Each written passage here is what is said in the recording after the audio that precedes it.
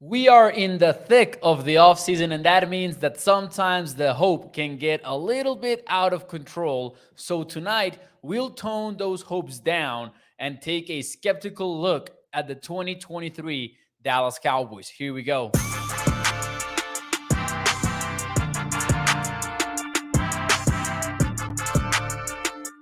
What is up, everyone, and welcome into A to Z Sports Dallas Prime Time. I am your host, Mauricio Rodriguez, streaming with you live every Sunday through Thursday night at 8 p.m. Central here on Dallas On Demand Sports Talk Network. With a lot more content coming your way, make sure that you check out a2zsports.com/Dallas. And as always, remember that Prime Time is brought to you by our friends over at Freeman Mazda and their ride of the week. So make sure you check it out. Stick around because we'll talk more about the ride of the week in a few moments. But before we do all of that, though, just going to talk broadly about what the intention of this show is. You guys know that I'm optimistic usually about the Cowboys with a realistic and objective view of them. And we look at stats and we look at the numbers and we do all of that. And I try to do my best to every time that I give an opinion, kind of like consider the other side of the coin, right? So we talk about the pros and cons of situations and then jump into an opinion. Tonight, I want to explore three things specifically, three reasons to be skeptical about the Dallas Cowboys in 2023 and really do so from a point of view about how many of the things that we talk about potentially turning out to be good things can also turn out to be bad things, right? And kind of like change it up a little bit here heading into the Cowboys training camp in 2023. I thought that it would be a fun exercise more than anything because again, we can really get ahead of ourselves with some of the conclusions that we can take away as fans, as content creators, and sometimes seeing things from the other side can be helpful for us to get a more insightful opinion of things and a more insightful view of things in general. Toxic Tom is going to call this show Mo's Toxic Takes, says Toxic. Maybe John Jones, what's up? What is up, Mark, Aaron? Thank you for joining the show. We've got Charlene Evans as well. We've got Ines. Toxic says the only reason to be skeptical, the Jones still own the team, and they are the black hole of football success, says Toxic. So we're already on the skeptical side of things there. Shout out to Holly. We've got Regina Green in the chat as well. Who else am I missing? I think I had already said hi to Gregory. We've got Lance, Gilbert. Thank you guys for tuning into the show. Let's dive right into it. Dive right into it, excuse me. And I'm going to start with the defense. And that might be the number one reason why we are excited about the 2023 Cowboys, right? You look at the last couple of years and you look at what Dan Quinn has done for Dallas. You look at Micah Parsons' evolution. Now the Cowboys seem to have an even better defensive backfield after acquiring Stephon Gilmore on a trade. We're about to see the second year of Daron Bland's career after he impressed us all during his rookie season. So I think that right now we're expecting a better defensive backfield, a better defensive line with the additions of first-round draft pick nose tackle Mazi Smith, second-year jump from Sam Williams, another year of experience for starting three-technique defensive tackle Ozo Digisuwa. So it's a lot of reasons to be excited about the Cowboys defense, and we see it as the unquestionable biggest strength of the team. And while I would say that perhaps the two strongest position groups for the Cowboys are on defense, I'm going to say that defensive regression has to be one of the reasons why you are skeptical about the 2023 Dallas Cowboys. It's ironic because just last week we had a show here on Primetime talking about how the defense, at least on paper, seems to be an even better unit and how I think that they're going to be better equipped from a schematic point of view to deal with the 2023 season. And we looked at how Dan Quinn was changing up his coverages. We looked at how the Cowboys were going to be even more willing to play with their structure of the defense. We took a deep dive to that last week on Primetime in case you want to check it out. But defensive regression is a thing. And for those of you unfamiliar with the term, that is a statistic term that has been proven, or at least strongly backed up, that looks at how it is easier for NFL teams to remain successful on offense than it is for them to remain successful on defense. And I have a quick graphic to show you more or less how that looks like. We've got on the left side the 2021 top 10 defenses in EPA per play, while on the right side, you've got the top 10 defenses of 2022.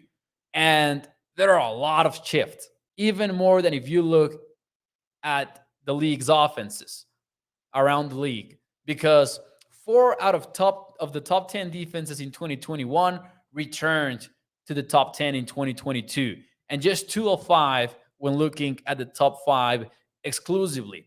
There's a reason for this beyond just, you know, oh, I got worse on defense or I lost this and that player. It goes well beyond that. It goes honestly just with your regular season schedule. Like, I'll give you an example. Last year, the Cowboys faced, they didn't face Justin Herbert. They didn't face Josh Allen. They didn't face Tua Tagovailoa. They faced Jalen Hurts just once instead of twice. And now they're going to face, assuming they're all healthy, of course, they're going to face Josh Allen and Tua Tagovailoa, 2 of the top 4 quarterbacks in EPA per play last year, plus completion percentage over expectations. So that would be QB efficiency as measured by runningbacksdon'tmatter.com. You're also facing Rodgers in week 2. You're facing 5 QBs out of the top 10 from last year in quarterback efficiency. That's what you're facing in 2023. And 7 of the top 15. And of those 7, one is Jalen Hurts, who you're going to face twice. Another is Daniel Jones, who I know we're not going to put in that elite category or anything like that, but he was still a top 15 QB in quarterback efficiency last year. You're going to face him twice. And now you add to that the players that I mentioned before, Tua Tagovailoa. You're going to face Josh Allen. You're going to face Aaron Rodgers. You're going to face Justin Herbert. It's going to be a tough QB schedule for the Cowboys. And I want to open a parenthesis here. And I'm going to say, I'm not saying that the Cowboys defense won't be good anymore. Heck, as I said last week, on paper and from a practical point of view, I'm thinking they're going to be even better. And we dove deep into why last week. But it is a thing. Defensive regression statistically is a thing. And at some point, it is bound to happen to the Cowboys. Could we see a scenario in which it happens in 2023? I sure as heck, I'm not going to dismiss that possibility, even though I'm excited about Sam Williams' second-year jump. I am super excited about the addition of an all-pro cornerback like Stephon Gilmore, because even if he is in the latter stage of his career, we saw him play last year, and he was still very freaking good. I'm still betting that the Cowboys defense will be one of the top 5 units in the NFL after being top 3 the last couple of years. But there is certain level of uncertainty that you have to kind of admit is there for the Cowboys heading into 2023. So my question from me to you in the chat is, do you agree or disagree that defensive regression is a reason to be skeptical about the Cowboys 2023 NFL season? Let me know your answers in the chat. Let's see what you got for me in the chat, by the way. Toxic says, I do think the defense will regress in some areas. Everything has trade-offs. For example, I don't see you letting in takeaways 3 years in a row. And it would be very fun if it does happen, because if I'm not mistaken, and I might be, but if I remember correctly, I mean, I know for a fact that the Cowboys were the first defense since the 70s Steelers. The 70s Steelers are still current in defense to lead the league in takeaways in consecutive years. I know that for a fact. But if I'm not mistaken, those same Steelers did it for 3 years. So that would be quite the streak if the Cowboys are able to keep it up. Let's see here. Holly disagrees. Let's see. Jax is right. Gregory says, no, I'm not really worried about our defense. Marcus Rose says, has Herbert figured out Kellen Moore's offense yet? That's the first question before we put him in that line of QBs that we were mentioning it earlier. I respect that, Marcus. I'm really curious about how the Chargers offense is going to look like in 2023. How sad would it be if we start seeing like this super aggressive version of Kellen Moore that we didn't really get to see in Dallas? Toxic Tom says, I will go with agree, playing the odds on this. And this is it. Exactly, this is it for me. Like, on paper, the players' evaluations, all of that will tell me that the Cowboys defense is still going to be better, but there's a lot of statistical evidence that defenses will regress over time and very drastically from one year to another. The Cowboys avoided that in 2022. Can they avoid it again in 2023? Can they beat luck that way? Looking forward to it. Looking forward to it for sure. Cowboys, for example, and I'm just going to throw out one more, like, kind of example of how defensive regression can come into play. And I think a lot of it also has to do with turnovers, right? 2021, Cowboys had 11 picks from Trevon Diggs. We knew it was not going to happen again.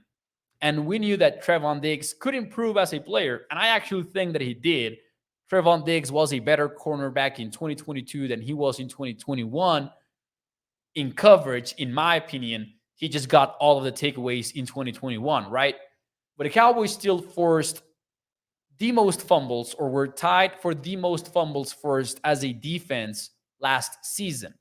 And they were the best team in third down, or man, actually, I'm going to put an asterisk in there because I don't remember if they were the very best team or they were like top 5 in fumble recovery percentage. And, there's some luck to that because the football can bounce several ways, right? And to give you an idea, the Houston Texans forced the same amount of fumbles that the Cowboys did last year, but they had much fewer recoveries just because, luck was not on their side like it was on the Cowboys side. I will say that, and I do not have, a lot of statistical evidence of this. This is just anecdotally, and I would say in theory, if you're forcing fumbles because of your pass rush, if you are getting strip sacks, I would assume those are more likely for the defense to recover than it is a wide receiver's fumble or a running back's fumble, just because of the direction that the defensive players are going, which is to the quarterback, while the offensive linemen have their backs to the quarterback. That's what I would assume. That's just anecdotal. Maybe the Cowboys can control their luck that way, but even fumble recovery rates are a way to look into that potential defensive regression, right? Toxic Tom says, Mo, genuinely curious how much better can the defense get? And this reminded me of that Kobe Bryant TV ad. But how much records can my records break? All about the law of diminishing returns for me, says Toxic Tom. Yeah, that is true. Like, statistically, there's not a lot of room to go upwards, right? If you look at the graphic right now on the screen, Cowboys are second in that top 10 list. I mean, if you're talking about just statistically speaking, they can get one spot better, right, for 2022. But if we want to look at it beyond the numbers and kind of go, what defense would I rather have for a postseason game against San Francisco 49ers, against the Philadelphia Eagles, the other top NFC contenders, then you would say, of course, like there's that's a whole different conversation.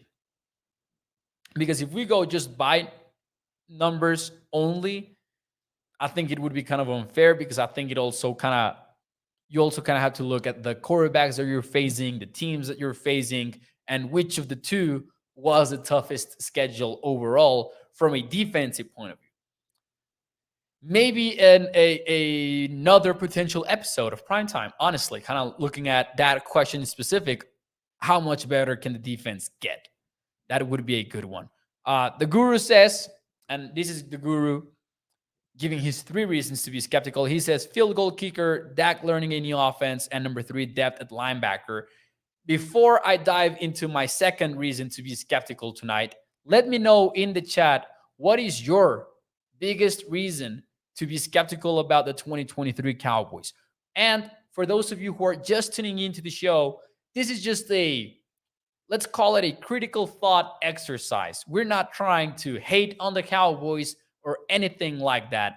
I'm just a fan of looking at things from different point of views and trying to reach more insightful and more well-informed views of things. So let me know in the chat, what is your biggest reason to be skeptical for the 2023 Cowboys? And while you do that, and before I give you my second one, let me talk to you about our friends over at freemanmazda.net, because as always, it is time for us to discuss the ride of the week from a family-owned business. Has been so for over 65 years, by the way. And you can check out their wide range of new and used vehicles over at freemanmazda.net or their car dealership in Irving, Texas. You can browse through the features of every car, pictures of the outside and inside of every vehicle. And as we do around this time here on Primetime, we should dive into the ride of the week. In this case, it is the new 2023 Mazda MX-5 Miata RF Grand Touring. This one starts at $36,815. It's got Apple CarPlay / Android Auto, manual transmission, a convertible roof, premium audio, a blind spot monitor, and a miles per gallon capacity of 26 in the city. That goes up to 34 when you are on the highway. So make sure you check it out. freemanmazda.net, the ride of the week. Let's see what you guys have to say, though. What's your biggest reason to be skeptical about the Cowboys? Toxic says, Jerry Jones is my reason. He finds a way to ruin it. Marcus says, slow start offensively. Let's see here. Yes, I think the Cowboys are going to be the team that no one is going to want to play, says Ines. Joey Bella says his reason is Dallas not picking up Ryan Nall just yet. Charlene with an interesting one. McCarthy time clock management. That's a good one. And that is one that I'm really looking forward to seeing. How involved are the Cowboys going to be? Sorry, let me rephrase that. How involved is the Cowboys analytics department going to be in that area? And I say that because the Cowboys hired John Park. They hired another strategic analyst, and John Park was still tweeting about adding even more people to the Cowboys strategic department. I'm not entirely sure how they're going to officially brand that, but let's call it the analytics team. And when John Park was in Indianapolis, he was on the headset with Frank Reich, the head coach, and he had input on what the Colts did in those years, including game day decisions like calling a timeout, not calling a timeout, going for it on fourth down. And the Cowboys seem to be putting in the investment to put together that team.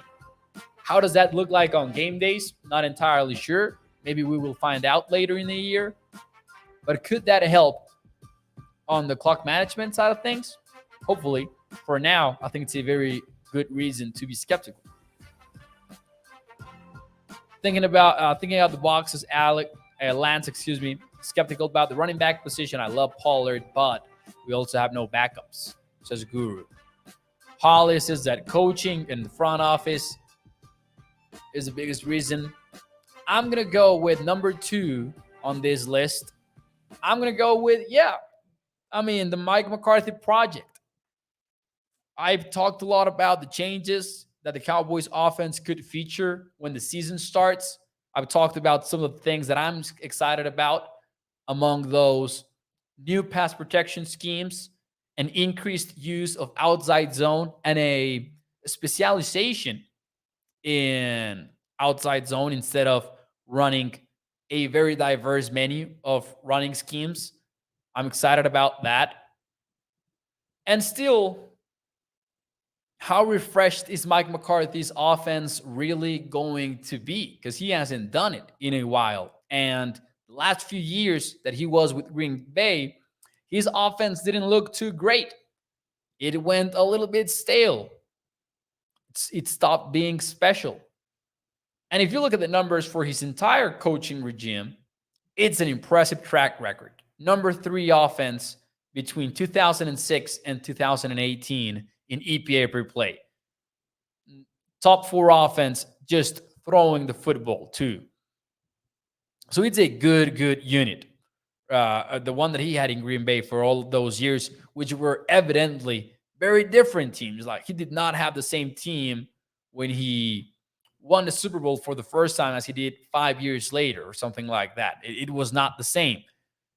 Still, he has not called plays in a while, and you do gotta wonder how different is his scheme gonna look like.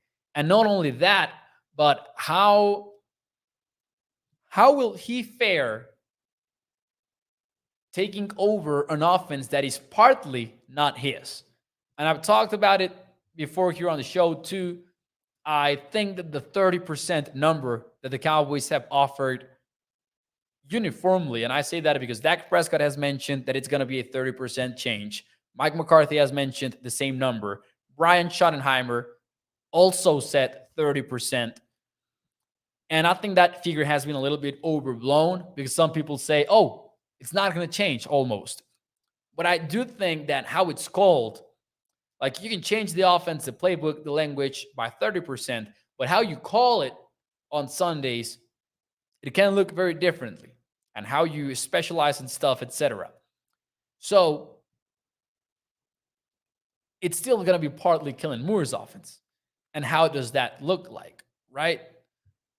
So I do wonder about it. I can see how it can go south. I can see how it can backfire for the Cowboys, because this was indeed one of the most efficient offenses in the NFL with Kellen Moore at the wheel. That's not to say that it was all perfect, because it really was not.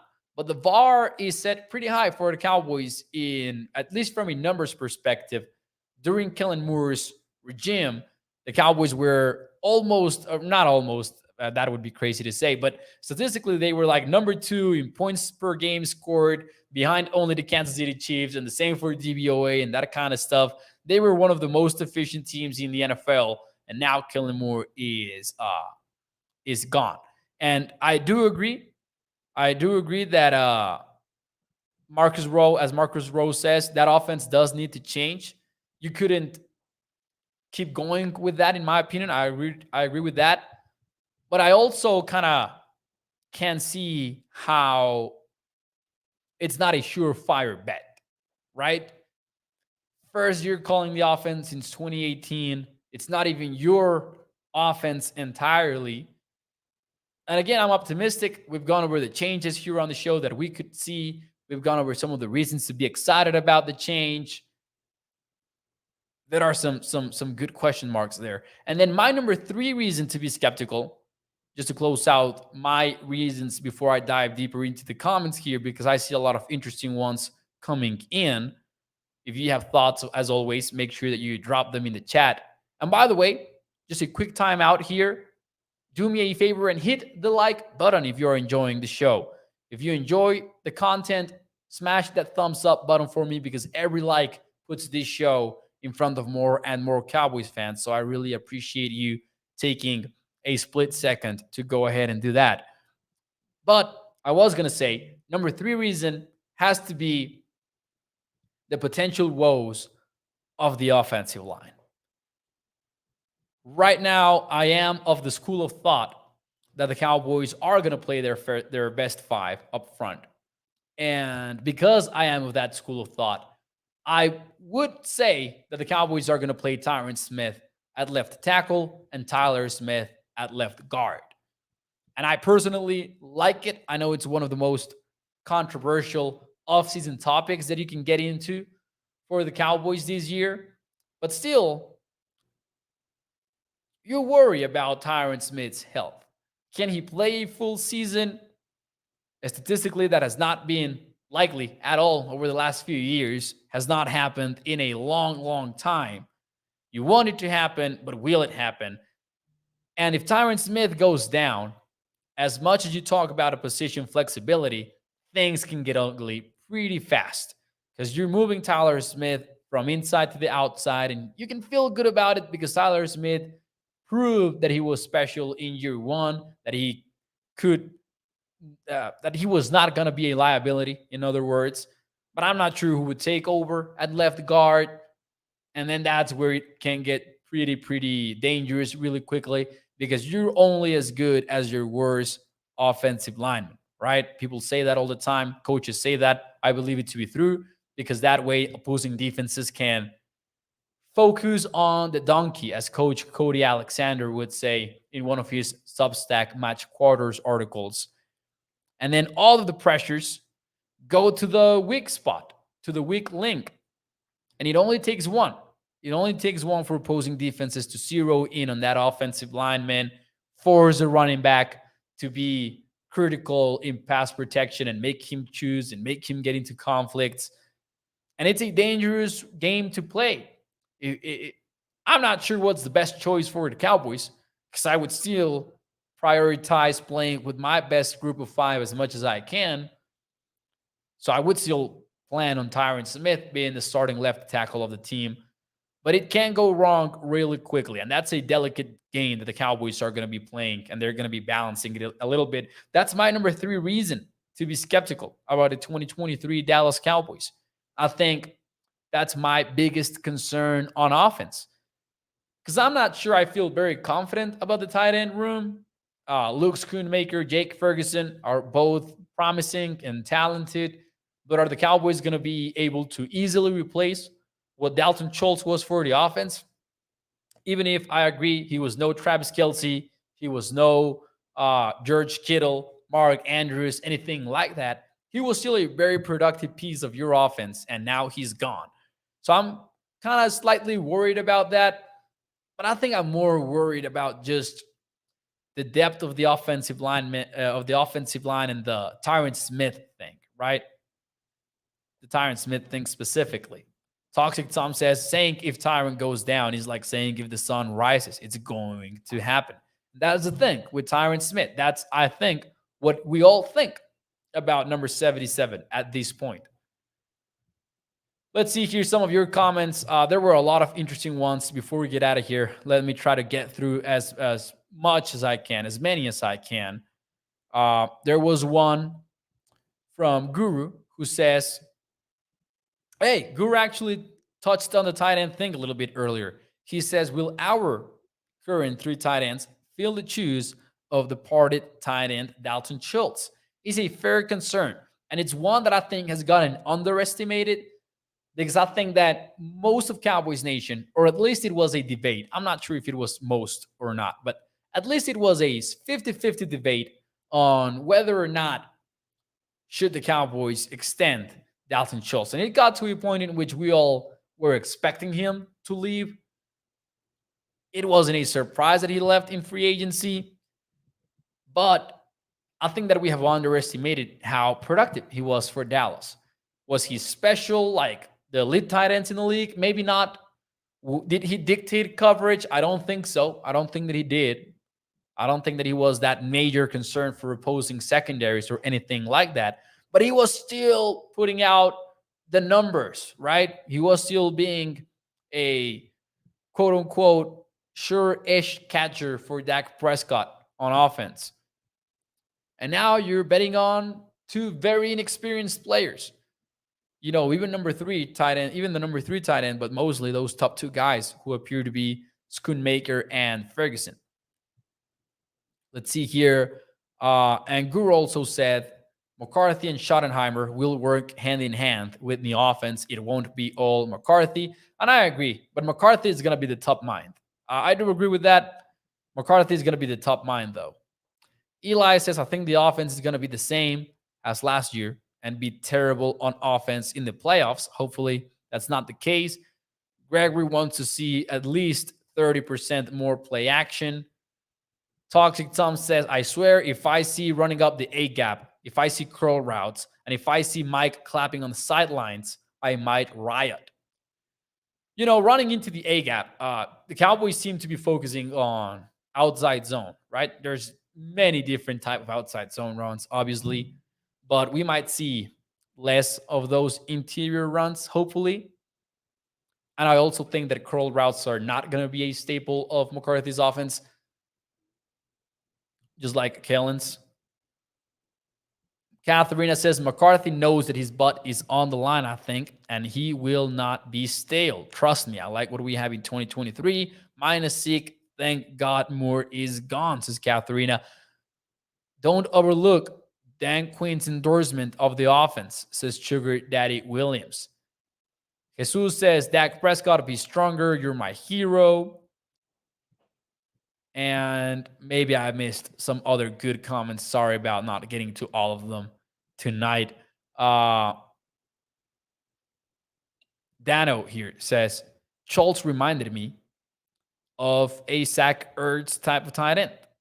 I also think he's being overlooked. Yeah, I think that loss, I think we moved on pretty quickly from that loss. And I kind of think I know why.